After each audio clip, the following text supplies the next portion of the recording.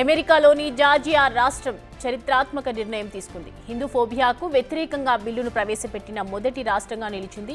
ఈ చట్టం ద్వారా హిందువులపై జరిగే వివక్షను నేరంగా పరిగణించి చట్టపరమైన చర్యలు తీసుకునే అవకాశం కలుగుతోంది. హిందువులపై విద్వేషపూరిత దాడులు పెరుగుతున్న నేపథ్యంలో హిందూ ఫోబియాను అధికారికంగా గుర్తిస్తూ బిల్లును ప్రవేశపెట్టింది.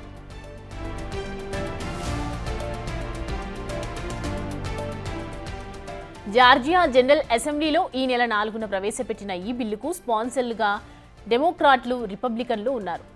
Coalition of Hindus of north America స్పందిస్తూ ఈ బిల్లుకు మద్దతిచ్చిన వారందరికీ ధన్యవాదాలు తెలిపింది. జార్జియాలోని అతిపెద్ద ఇండో అమెరికన్ కమ్యూనిటీ ఫోర్సిత్ కౌంటీకి ప్రాతినిధ్యం వహిస్తున్న లారెన్ మెక్డొనాల్డ్ టాడ్ జోన్స్ ఈ తీర్మానాన్ని ప్రవేశపెట్టడంలో కీలకంగా వ్యవహరించారు.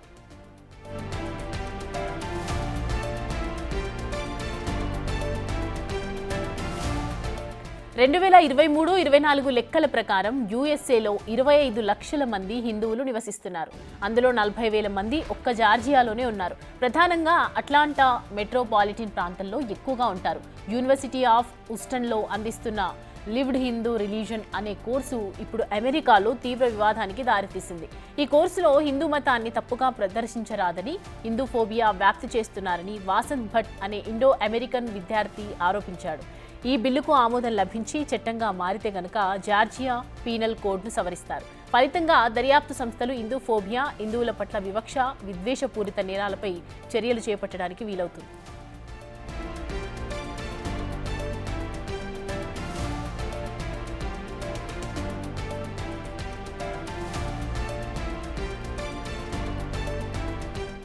పూర్తి వివరాలు మా ప్రతినిధి లక్ష్మణ్ అందిస్తారు. బేసిక్గా యుఎస్లో ఒక చరిత్రాత్మక బిల్లు జార్జియా స్టేట్ ఇంట్రడ్యూస్ చేస్తారు. యాక్చువల్గా ఆ బిల్ ఏంటంటే హిందూ ఫోబియా గురించి. బేసిక్గా మనం చూసామంటే గతంలో హిందూస్ పైన కానీ వేరే రిలీజియన్స్ పైన కూడా దాడులు జరిగి ఉన్నాయి. యాక్చువల్గా మిగతా మతాల వాళ్ళు ఎవరైనా కావచ్చు. సో అమెరికాలో ఏంటంటే ఫస్ట్ టైం ఒక స్టేట్ హిందూస్ పైన ఇలాంటి అటాక్స్ అవ్వకుండా, హేట్ స్పీచ్ లేకుండా, వాళ్ళ పైన డిస్క్రిమినేషన్ లేకుండా ఉండాలని చెప్పి ఒక కొత్త లా పాస్ చేస్తూ ఉన్నారు. అది బిల్ పాస్ అయితే ఒక బిగ్గెస్ట్ చరిత్రాత్మక అంటే హిస్టారిక్ విన్ ఉంటుంది ఇక్కడ. అంటే హిస్టారిక్ ఫస్ట్ స్టేట్ పాస్ చేయడము. సో ఆ బిల్ గురించి ఏంటంటే ఏదైతే మనం గతంలో కూడా చూస్తుంటాం, కొన్ని దేవాలయాల పైన దాడులు జరగడం కానీ, నాట్ ఓన్లీ ఇన్ యూఎస్, బయట మన దేశంలో అవ్వచ్చు, ఇంకా వేరే దేశంలో కావచ్చు, ఇలాంటివి జరగకుండా యుఎస్ వాళ్ళు ముందే జాగ్రత్త పడుతున్నారు.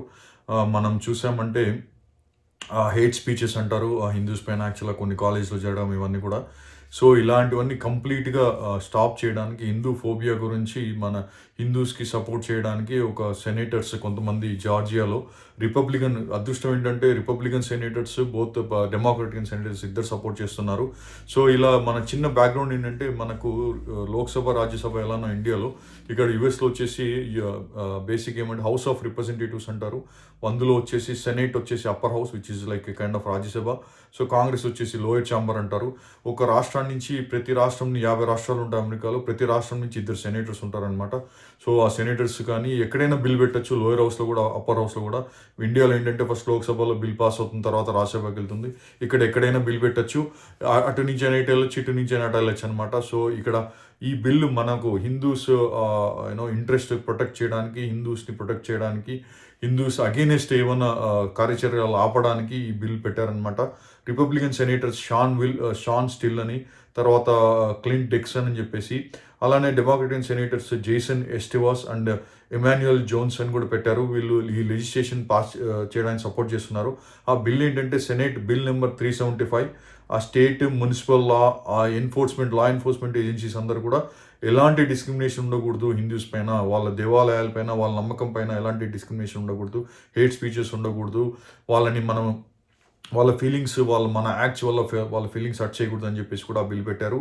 సో ఆ బిల్ వచ్చేసి మన ఒక ఆర్గనైజేషన్ ఉంది యుఎస్లో, coalition of Hindus of north America అని చెప్పేసి శోభా స్వామి గారు కూడా వాళ్ళ హర్షం వ్యక్తం చేశారు. ఈ బిల్లు చాలా చరిత్రాత్మకమైన బిల్లు, హిందూస్ని హిందూ ఇంట్రెస్ట్ ప్రొటెక్ట్ చేసే బిల్ అని చెప్పేసి కూడా వాళ్ళు చెప్పడం జరిగింది. ట్రంప్ గారు మన ప్రస్తుత ప్రెసిడెంట్, రిపబ్లికన్ ప్రెసిడెంట్, 2016లో కూడా తన ఎలక్షన్ క్యాంపెయిన్లో కూడా క్లియర్గా చెప్పారు I'm a big fan of Hindus అని చెప్పేసి. మనం యూట్యూబ్లో చాలా వీడియోస్ కూడా చూడొచ్చు దీని గురించి. సో ఆ రోజు కూడా ఆయన క్లియర్గా చెప్పాడు I'm a big fan of Hindus. నేను గిన ప్రెసిడెంట్ అయితే కూడా మీకు ఏముంటుందంటే I will be true friend in the White House for Indians and Hindus అని కూడా చెప్పారు ఆయన. మనం యుఎస్లో చూసామంటే ఎక్కడ పోయినా కూడా సైన్స్ సెక్టర్ కానీ, మెడిసిన్ సెక్టర్ కానీ, సైంటిస్టులు, డాక్టర్స్ ఎక్కువ మంది మన ఇండియన్ ఆరిజిన్ వాళ్ళే ఉంటారు. మీరు just Google it, like lot of the మన సిఇఓస్ అంతా కూడా ఇండియన్ ఆరిజిన్. సత్యనాథెల్ల దగ్గర నుంచి, సుందర్ పిచ్చై నుంచి అలా చెప్పుకుంటూ పోతే visa CEO, master company CEO, అలా చెప్పుకుంటూ చాలా సిఇఓస్. డాక్టర్స్ అయితే మన చాలా మంది డాక్టర్స్ కూడా హిందూ రిలీజియన్ నుంచి కూడా ఉన్న వాళ్ళు చాలా మంది ఉన్నారు. ఇలా అదేదో మనం గొప్పలు చెప్పుకోవడం కాదు కానీ ఎక్కడ పోయినా కూడా బేసిక్గా మన పని చేసుకుంటూ పోతుంటారు. అది మనకు చాలా గర్వపడే విషయం యాక్చువల్గా.